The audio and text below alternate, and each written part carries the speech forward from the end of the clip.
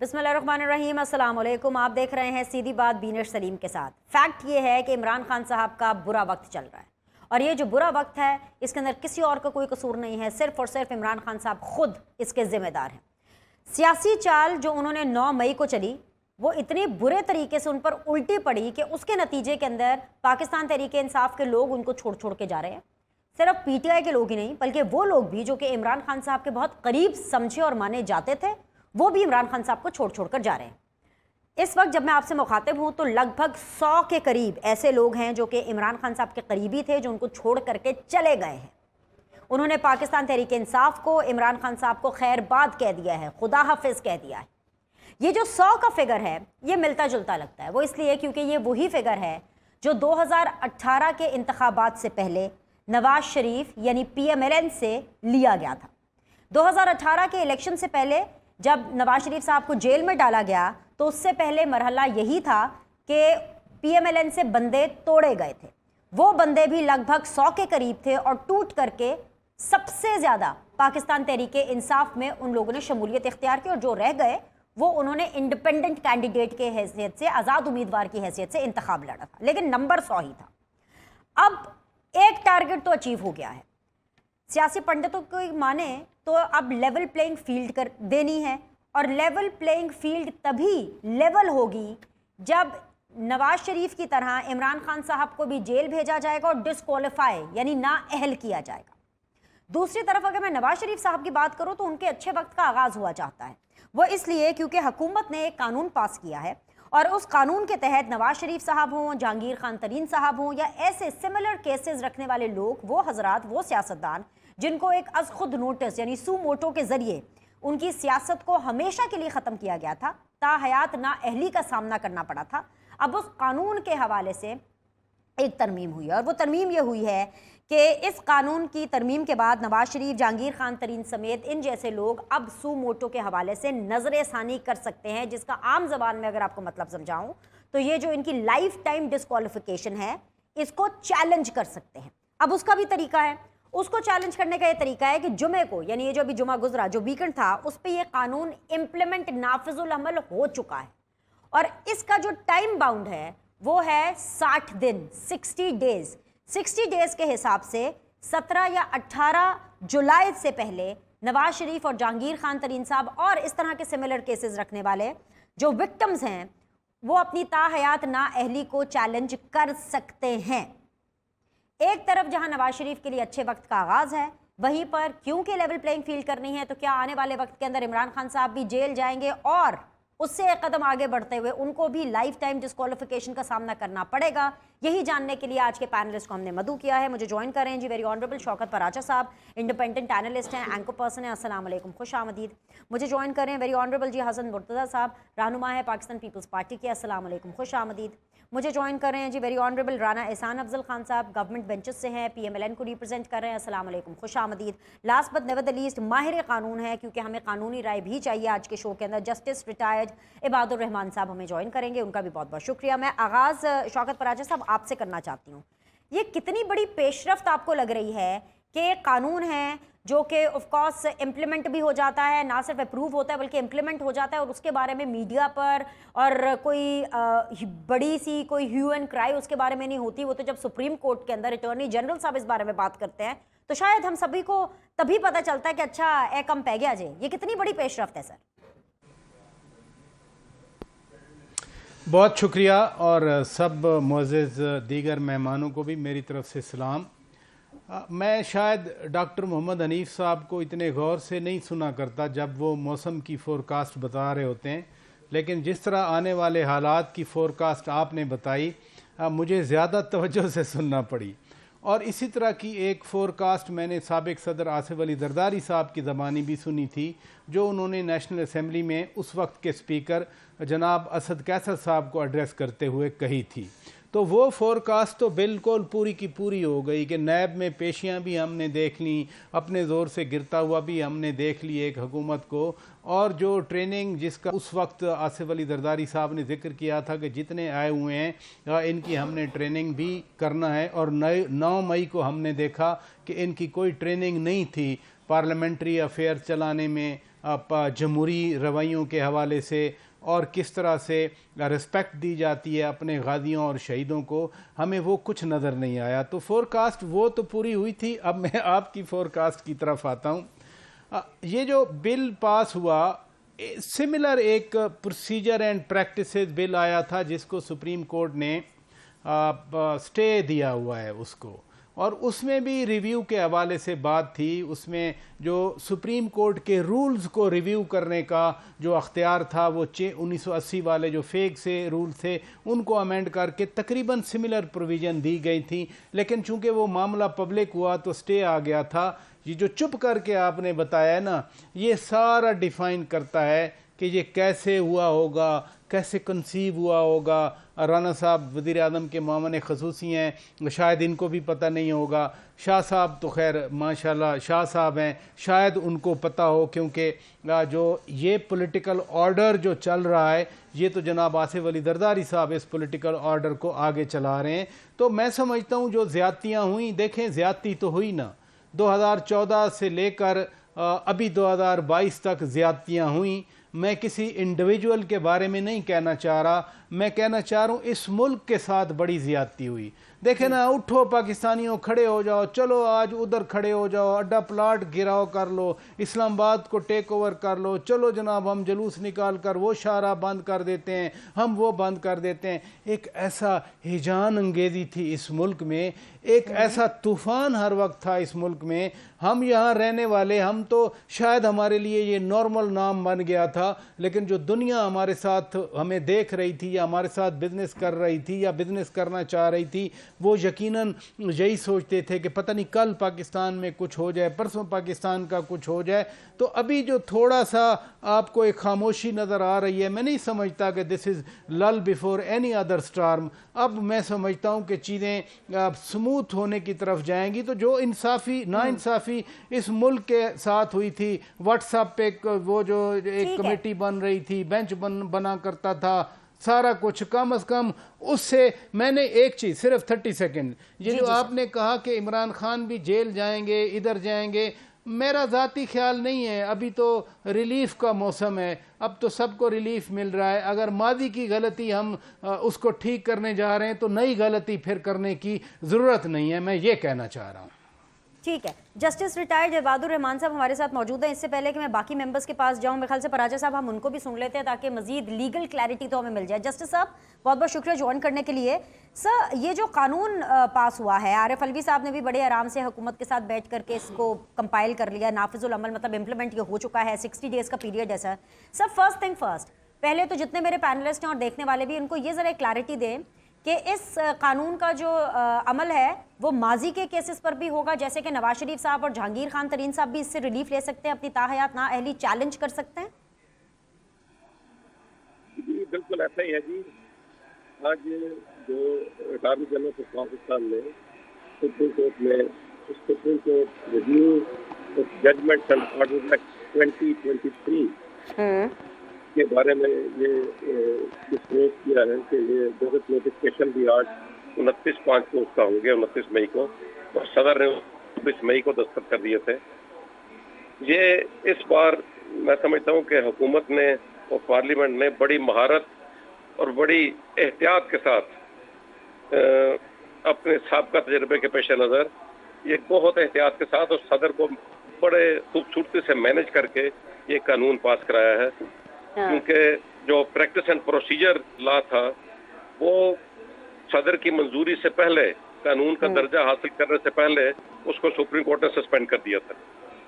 तो उस तजर्बे के पेश नज़र इस बार बहुत एहतियात बरती गई है और ये कानून का दर्जा गजट नोटिफिकेशन होने के बाद पब्लिक किया गया है और पता चला है कि ये कानून बन गया। जस्टिस साहब, ये जो अपीलें होंगी नवाज शरीफ साहब या जहांगीर खान तरीन साहब के लिए, मेरी आवाज़ इतनी रिपीट हो रही है, सॉरी, ये जो अपीलें होंगी जस्टिस साहब नवाज शरीफ साहब और जहांगीर खान तरीन साहब के हवाले से, क्या ये अपीलें एंटरटेन भी होंगी या इनको डिसमिस भी किया जा सकता है?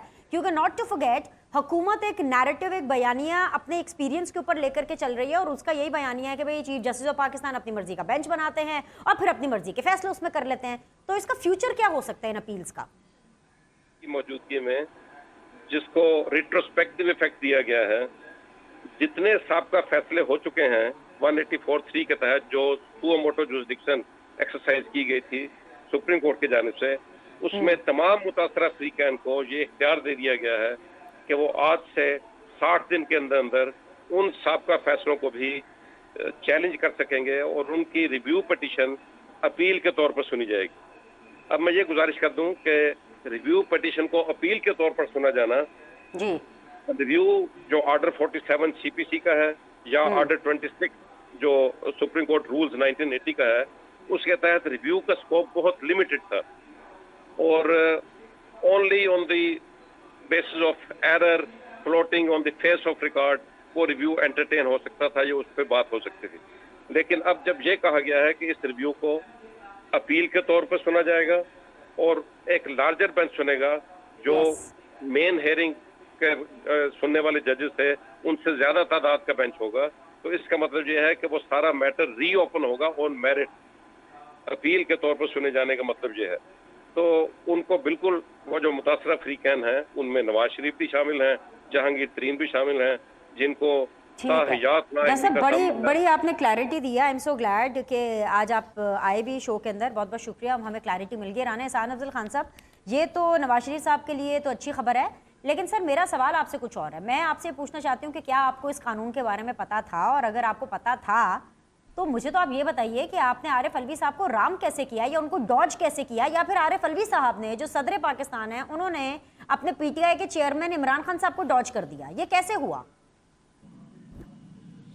देखिए, मैं समझता हूं कि एक सही फैसला हुआ, एक सही रिकमेंडेशन को जो है वो उन्होंने इंडोर्स किया, एक सही जो देखिए जस्टिस है ना, ये एक ऐसी चीज है कि जो कि पुरानी जो गलतियां हैं उनको दुरुस्त करती है, और आप कोई रिलीफ नहीं दे रहे, आप अपील का राइट दे रहे हैं, आप रिव्यू का राइट दे रहे हैं, तो वो भी एक यानी कि एक ट्रांसपेरेंट तरीके से। तो अगर केस में गुंजाइश होगी, केस के अंदर मवाद होगा, केस के अंदर बेगुनाही साबित करने के एविडेंस मौजूद होंगे, तो फिर जो है बंदे को रिलीफ मिल जाएगी, और अगर नहीं होंगे तो वो जजमेंट जो है वो कैरी ऑन करेगी।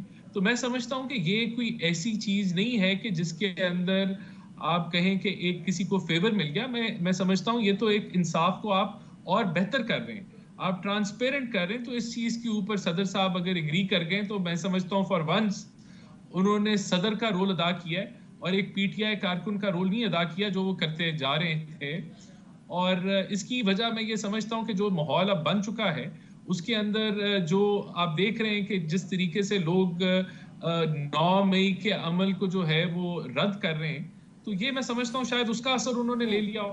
पहले वो जरा ज्यादा इन्फ्लुएंस में हो इमरान खान साहब के, आज उन्होंने जो अपना एक आईनी और कानूनी जो रोल है सदर का इस मुल्क के अंदर, उसके मुताबिक अगर फैसला कर लिया है तो उनको अप्रिशिएट करना चाहिए। ठीक है हसन मुर्तज़ा साहब, ये आपको डेवलपमेंट कैसी लग रही है, और आपको भी क्या ये लग रहा है कि जहां एक तरफ नवाज शरीफ साहब, जहांगीर खान तरीन साहब इस कानून से फ़ायदा उठाएंगे, वहीं पे सियासी महाज के ऊपर इमरान खान साहब को शिकस्त होगी, और इमरान खान साहब ना सिर्फ जेल जाएंगे बल्कि उनको डिस्क्वालीफाई भी किया जाएगा?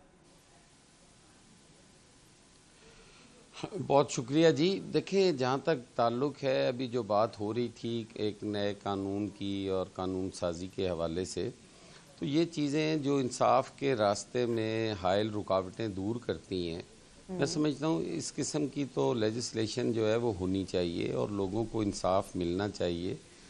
अब कम अज़ कम ये तो नहीं होना चाहिए कि अगर कोई सो मोटो के नतीजे में सारी उम्र के लिए किसी को नाअहल करता है तो उसके पास अपील का हक भी ना हो। मैं समझता हूँ ये बिल्कुल ज़्यादती है और ये बेहतर हुआ है, और इसमें कोई ऐसा रिलीफ भी नहीं है कि किसी को रिलीफ दिया गया है, एक अपील का हक दिया गया है, और वो अपील करेगा तो फिर भी जज साहबानी मोअज़्ज़ज़ जज साहबानी सुनेंगे और एक लार्जर बेंच सुन लेगा। तो मैं समझता हूँ कि ये बेहतर हुआ है। लेकिन उस लार्जर बेंच के अंदर मौजूदा चीफ जस्टिस साहब भी होंगे और वो जजेस भी होंगे जिनसे हुकूमत को इख्तलाफ रहा है, और हुकूमत का जो बढ़ चढ़ के केस है वो तो पाकिस्तान पीपल्स पार्टी के जो लॉयर सेल है वही ज़्यादा लड़ रहा है। सर, तो एक्सपेक्टेशंस क्या हैं? बस इतना बता दीजिए, फिर ब्रेक पे जाना है मुझे। देखिए, वो तहफ़्फ़ुज़ात अपनी जगह पर मौजूद हैं। फ़िलहाल तो बात हो रही है इस कानून साजी की, वो तहफ़्फ़ुज़ात तो अपनी जगह पे मौजूद हैं कि क्या जो डिवीज़न बन गई जो नहीं होनी चाहिए थी वो डिवीज़न सामने आई और उससे काफ़ी नुकसान पहुंचा है।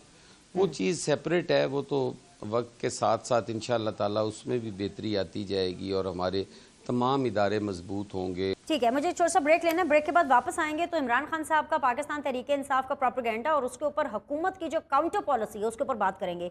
Will be back shortly.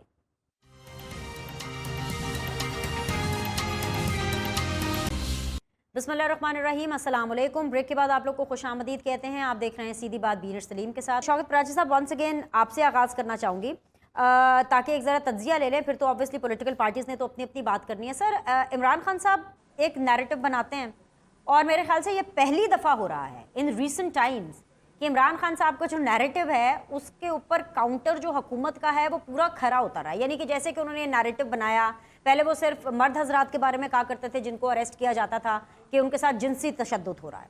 अब जो ख़वातीन हैं उनके हवाले से भी वो कह रहे हैं कि जी उनके साथ जेल के अंदर, लॉकअप के अंदर उनके साथ जो है वो जिनसी ज़्यादती हो रही है और फिज़िकली अब्यूज़ उनको किया जा रहा है, जिसके ऊपर हुकूमत का काउंटर ये सामने आया कि तमाम तर जो ख़वातीन इन्वेस्टिगेटिव ऑफिसर्स थी वो सामने आ गई। उन्होंने बाकायदा आकर के बोला कि भाई ये गलत है, ये झूठ है, बल्कि उन ख़वातीन के साथ जो इन्वेस्टिगेशन है वो भी मर्द हजरात नहीं कर रहे, ख़वातीन ऑफिसर्स कर रही हैं।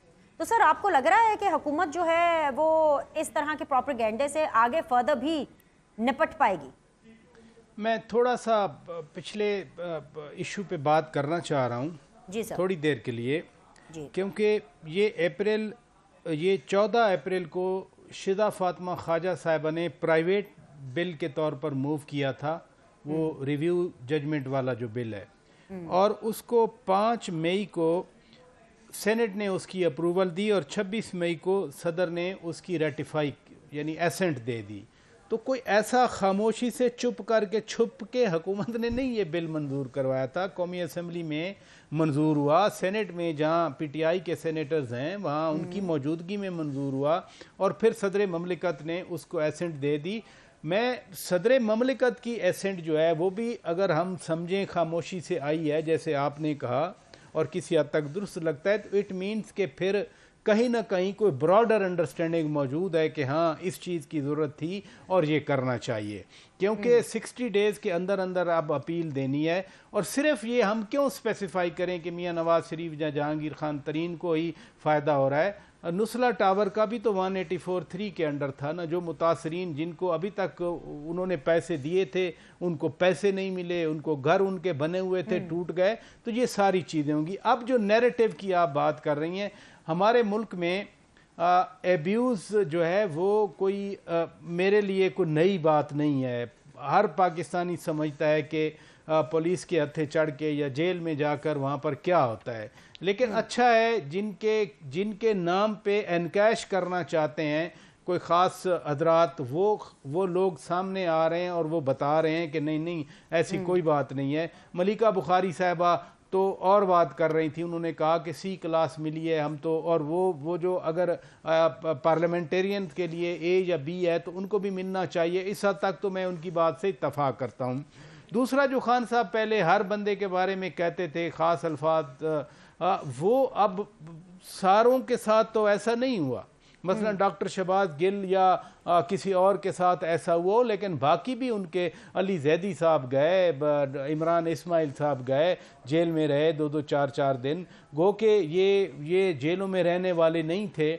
जब ये पॉलिटिक्स में ये पीटीआई के लोग आए तो इनके जहन में तो ये था ना कि ये अगले 10-15 साल रूल करने के लिए आ रहे हैं। अचानक वो पता चला कि नहीं, सियासत में तो फिर ये भी हो सकता है, सियासत में जेल 11-11 साल भी रहना पड़ता है, सिर्फ 2-2-3 दिन जेल नहीं होती सियासतदानों के लिए। लेकिन बहरहाल वो ज़रूरी नहीं है कि माजी के जो गलत रवायात हैं वो अब भी कंटिन्यू किए जाएं। तो लिहाजा मैं जो ये सिर्फ एक जो गैलरीज को हम कहते हैं ना, टू शो द गैलरीज, चूँकि आवाज़ बाहर पहुंचानी है, बाहर से रिएक्शन लेना है, और ह्यूमन राइट्स एब्यूज़ का मामला बाहर ज़्यादा अट्रैक्टिव समझा जाता है, बजाय इसके कि कहा जाए कि जी ये इनके खिलाफ केसेस हैं, ये मनी लॉन्ड्रिंग का केस है, या इनके खिलाफ करप्शन का केस है, या NCA का केस तो बाहर का बनाया हुआ है। तो वो चीज़ बिकती नहीं है। बिकने वाली चीज़ है फ्रीडम ऑफ एक्सप्रेशन पे पाबंदी लगा दी गई है, ह्यूमन राइट्स एब्यूज़ किया जा रहा है, प्रिजनर के राइट्स को एब्यूज़ किया जा रहा है।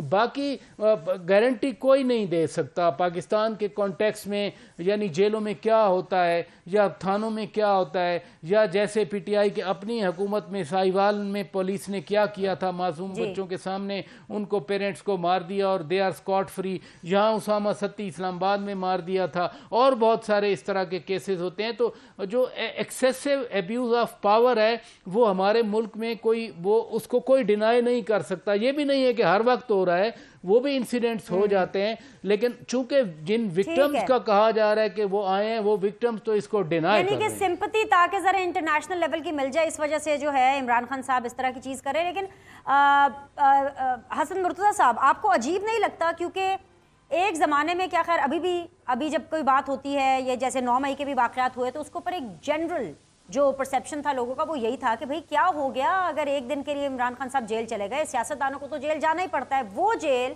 जो सियासतदानों के लिए आप शायद कह लें कि फेदर इन द कैप है, या वो जेल जो कि सियासतदानों की तरबियत के लिए ठोस मानी जाती है कि भाई ये तो सियासतदान ही नहीं जो जेल ना जाए, उस जेल को, उस सियासी कैद को इमरान खान साहब ने गाली बना दिया है। इसकी क्या वजह है सर? देखें, बहुत शुक्रिया। ये खान साहब का जो मैं समझता हूँ जो तर्ज़ सियासत है, वो चूँकि एक सियासी जमात वाला शुरू दिन से है ही नहीं। उंगली पकड़कर वो उन्हें चलना सिखाया गया, उंगली पकड़कर उन्हें सियासत करना सिखाया गया। अब खान साहब हर चीज़ को पॉलिटिकली वो चाहते हैं कि मैं शायद इसे इस्तेमाल करूँगा तो मुझे जो पॉलिटिकल माइलेज है वो मैं गेन कर पाऊँगा। और जिस तरह अभी बात हो रही थी कि इंटरनेशनली इन चीज़ों को ही कैश करवाया जा सकता है कि फ्रीडम ऑफ स्पीच पे पाबंदी है, जो पॉलिटिकल विक्टिमाइजेशन है या ह्यूमन अब्यूज़ के मामलात हैं, तो उन्होंने उनका ये वतीरा रहा है। और मैं समझता हूँ कि उनकी इन्हीं चीज़ों की वजह से वो आहिस्ता आहिस्ता इर्रेलेवेंट होते जा रहे हैं। आप देखें, उनकी अगले दिन की एक स्टेटमेंट थी जिसमें उन्होंने फरमाया कि अगर मुझे रेंजर्स पकड़ेगी तो लोग तो अटैक जो है वो आर्मी तनसीबात पे ही करेंगे। तो क्या मतलब है इसका? ये वो एतराफ़ कर रहे हैं कि वो जो हुआ है वो मेरे ही कारकुनान थे। तो वो तो आहिस्ता आहिस्ता आहिस्ता आहिस्ता इर्रेलेवेंट होते जा रहे हैं। उनकी चीज़ों का ये नहीं करना चाहिए। यही इल्ज़ाम जो है ये उनके पहले जो गिल साहब पकड़े गए उस पर भी लगा, बल्कि उनके काफ़ी कायदीन ने, सेकंड ईयर लीडरशिप ने हाथ जोड़ के माफ़ी मांगी कि हमारे पे बयान ना दे प्लीज़, हमें बेइज्जत ना करें, हम पहले जेल के धक्के खा रहे हैं और फिर अब हमारे पे ये इल्ज़ामात लगे कि इनके साथ ये कुछ हुआ है तो हम तो मुंह दिखाने के काबिल नहीं रहेंगे। अब ख़वातीन नहायत काबिल एहतराम हैं, काबिल इज़्ज़त हैं, बच्चियाँ बेटियाँ दिए सबकी सांझी होती हैं। इस किस्म का बयान दे देना ये मैं समझता हूँ उनकी फैमिलीज़ के लिए कितना एक तकलीफ़ दे होगा, सोसाइटी में उसका इम्पेक्ट किस तरह पड़ेगा। उन्हें एहतियात बरतनी चाहिए। जबकि CM ने, मैंने भी सुना है कि कोई 2 रुकनी टीम बनाई है, एक खातून मेंबर है उसमें और एक कोई मेल मेंबर हैं पुलिस के। उन्होंने बाकायदा जाके इसको इंक्वायर किया है। उन्होंने उनसे पूछा है बाकायदा जो कैदी या गिरफ्तार ख़वातीन थीं कि आपके साथ कोई इस किस्म का हुआ है ज़्यादती या कोई वाक़या या किसी ने कोई बदतमीज़ी या कुछ, तो उन्होंने इससे डिनाई किया है। उन्होंने कहा है कि नहीं, ये इस किस्म का कोई ऐसा वाक़या नहीं हुआ। बाकी जेल के अंदर तकलीफ़ भी होती है, लोगों को फील भी होता है, और फिर उनकी पार्टी तो है ही एलीट क्लास की पार्टी, बड़े लोग हैं, बड़े लोगों के बच्चे हैं। वो अब जेल जाएंगे, थोड़ा सा घर से और जेल का माहौल उन्हें फ़र्क तो महसूस होगा। जिन्होंने कभी किसी से रूम शेयर नहीं किया, अगर उन्हें वॉशरूम 10 बंदों के साथ शेयर करना पड़े तो मैं समझता हूँ उनके लिए वो काफ़ी प्रॉब्लम्स आएंगी सामने, जिसको वो तरह तरह का नाम दे सकते हैं। तो ये चीज़ें नहीं होनी चाहिए। इन चीज़ों से ज़्यादा ख़राबी पैदा होगी। आज जिस चीज़ की हमें ज़रूरत है, हमारी यूथ, हमारा नौजवान, हमारा वो तबका जो बेचारा सोसाइटी में पहले ही एक तब्दीली का ख्वाह था, आज उसको अकेला छोड़ दिया गया है, तन्हा छोड़ दिया गया है, बग़ैर लीडरशिप के छोड़ दिया गया है। ख़ुद को बचाने के लिए कहा जा रहा है कि बिल्कुल हमारा उन दहशतगर्दों से कोई ताल्लुक़ नहीं है, उन्हें ट्रायल करो, उनको पकड़ो, मारो, जो मर्ज़ी है करो। आज भी एलीट क्लास को, आज भी अपर क्लास को, अशराफिया को आज भी ओबलाइज किया जा रहा है। आप देखें साहब, आपने इमरान खान साहब की तो इरेलीवेंट होने की बात की कि वो इरेलीवेंट हो रहे हैं। अब वो अलग बात है कि इरेलीवेंट उनको हुकूमत करे या वो खुद से इरेलीवेंट हो रहे हैं अपनी गलत प्लानिंग, सियासी प्लानिंग के नतीजे में, दैट इज स्टिल डिबेटेबल। लेकिन सर एक और साहब हैं जो आहिस्ता आहिस्ता रेलिवेंट हो रहे हैं और वो है नवाज शरीफ साहब। अगर नवाज शरीफ साहब की डिस्क्वालिफिकेशन ख़त्म हो जाती है और वो पाकिस्तान आ जाते हैं, तो क्या पाकिस्तान पीपल्स पार्टी को ये सिचुएशन सूट करेगी? क्या पाकिस्तान पीपल्स पार्टी को नवाज शरीफ का पाकिस्तान में आना सूट करेगा? देखिए बिनिश, पाकिस्तान पीपल्स पार्टी ने तो कभी भी किसी को सियासत से अलग करके और सियासी माइलेज हासिल नहीं की। पाकिस्तान पीपल्स पार्टी ने तो हमेशा मुतालबा किया है कि हमें लेवल प्लेइंग फील्ड मिलना चाहिए, हम सारे बराबर में लड़ रहे हों, हमें नहीं ज़रूरत कि हमें कोई सपोर्ट करे, हमारी कोई उंगली पकड़े। हमने तो सियासत करना सिखाई है लोगों को। हम सियासत सीखने वाले लोगों में नहीं हैं, हम तो लोगों को सियासत सिखाते हैं। मेरी क़यादत तो वो है जो 4 साल पहले जिन्होंने कहा था कि ये हम नहीं गिराएंगे, ये अपने वज़न से गिरेगा, वो गिरा भी और अपने वज़न से गिरा। हम तो, हमारी लीडरशिप तो वो विजनरी लीडरशिप है। हम तो आने वाला वक्त देख रहे हैं और हम तो आज भी ये समझते हैं, अगर हमने उंगली पकड़कर सियासत करनी होती तो हमें खौफ होता। हम कह रहे होते जी कि पंजाब के अंदर हमें कोई हिस्सा दो। हम तो आज भी कहते हैं कि हमने इलेक्शन लड़ना है और हमने किसी सीट पे भी सीट एडजस्टमेंट नहीं करनी, हम तो अपनी जमात का इलेक्शन लड़ेंगे। हम वो लोग नहीं हैं जो भीख में इक़्तिदार लेते हैं। हमने तख्ता-ए-दार को चूम कर इक़्तिदार लिया है। हमने सड़कों पे हमें असैसिनेट किया गया है तो हमने इक़्तिदार लिया है। नवाज शरीफ साहब हमारे लिए काबिल एहतराम हैं। पहले भी हमारे साथ उनकी सियासत जो थी उसमें इख्तलाफ राय होता था और इख्तलाफ के नतीजे में भी हम जीतते रहे हैं। इंशाअल्लाह ताला उनके आने को हम खुश आइंद समझते हैं। सियासी क़यादतों का मौजूद होना वो वैक्यूम ख़त्म करता है और वो आए ज़्यादा, बिस्मिल्लाह हम सियासत करेंगे उनके साथ। ठीक है, खुश आइंद समझती है पाकिस्तान पीपल्स पार्टी। मुझे छोटा सा ब्रेक लेना है, ब्रेक के बाद वापस आएंगे तो PMLN की तरफ जाएंगे। Will be back shortly. देखते रहिए सीधी बात बीनर सलीम के साथ।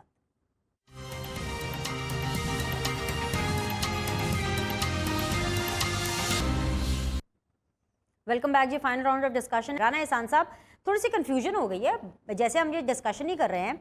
आज़म नज़ीर तारिर साहब obviously he is the law minister and उनको मैं सुन रही थी और वो ये कह रहे थे कि जी फाइनल रिव्यू जो है वो नवाज शरीफ साहब और जहांगीर खान तरीन साहब क्योंकि अपने अपने ताहयात ना अहली वाले मामले में ले चुके हैं, तो ये जो कानून है इसका फ़ायदा नवाज शरीफ साहब और जहांगीर खान तरीन साहब को नहीं होगा। Again there is a confusion, please elaborate कीजिए इसको।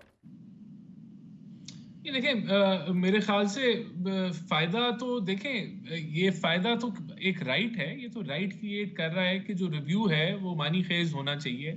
तो मेरे पास इसके ऊपर अपडेटेड इंफॉर्मेशन नहीं है कि उनका क्या मतलब है और ये मेरे ख्याल से तो उन पे अप्लाई होगा, सब लोगों पे होगा, खाली नवाज शरीफ और जहांगीर तरीन पे नहीं होगा। जितने लोगों के भी सुओ मोटो जब लिए गए, और देखें सुओ मोटो करता ये है कि वो एक ट्रायल कोर्ट बन जाता है। आप ना सिविल कोर्ट, आपके हाई कोर्ट, आप डायरेक्ट सुप्रीम कोर्ट में पहुंच जाते हैं और फिर आपको जो है वो वहां से जो फाइनल वर्डिक्ट आती है वो वही फिर कंटिन्यू, आपके पास कोई और जगह नहीं होती। तो ये रिव्यू जो है इनके ऊपर भी मेरे ख्याल से तो जरूर अप्लाई करेगा।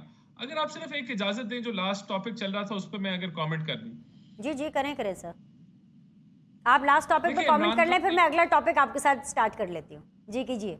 देखिए, जो ये खवातीन का प्रोपोगेंडा किया जा रहा है, मुझे मेरे कज़न की कॉल आई, वो दुबई बेस्ड है और उसने एक खातून का नाम लिया और कहा मैंने सुना उसका रेप हो गया। मैंने कहा ये बिल्कुल गलत खबर है। इसी तरह उन्होंने कहा जी पता नहीं कितनी हज़ारों खातून जो है वो ज़ेरे हिरासत है। मैंने कहा हज़ारों भी नहीं है, शायद 1 दर्जन है या 2 दर्जन है, इससे ज़्यादा नहीं है। और मैंने कहा ये बिल्कुल, तो यही वो प्रोपोगेंडा है जो इमरान खान की सोशल मीडिया टीम ओवरसीज पाकिस्तानियों को के साथ करती है, ये झूठा प्रोपेगेंडा, और यही वो प्रोपेगेंडा है जो इमरान खान को इस हालत में ले आया जिस हालत में वो मौजूद है। मैं समझता हूं कि उन्होंने जो ट्वीट की वो भी जाली ट्वीट थी, जिसमें वो ट्रक जलते नजर आए, फिर उन्होंने वो ट्वीट डिलीट कर दी।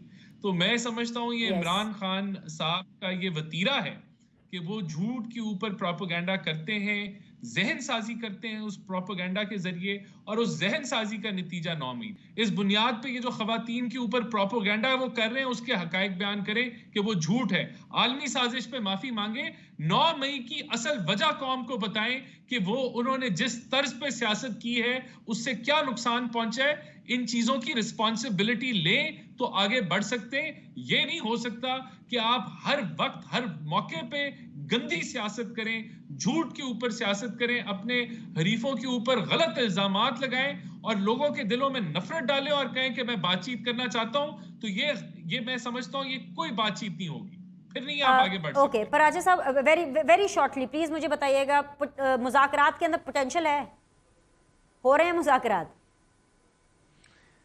देखें ना, जो 7 मेंबर कमेटी खान साहब ने बनाई उसमें से तो आधे तो गायब हैं, दे आर वांटेड। एग्जैक्टली वो मुज़ाकरात करेंगे बैठ के। ठीक है, तो मतलब इससे मैं ब्रीफ में ना और ही क्या जवाब समझा। दूं या आई आपके थिंक सो सवाल दिस वाज एप्ट पराचा साहब, बहुत बहुत शुक्रिया। प्रोग्राम का वक्त खत्म हो गया है, सब मेहमानों का ज्वाइन करने के लिए शुक्रिया। आप लोगों से कल मुलाकात करेंगे, फीडबैक जरूर दीजिएगा। अल्लाह हाफिज।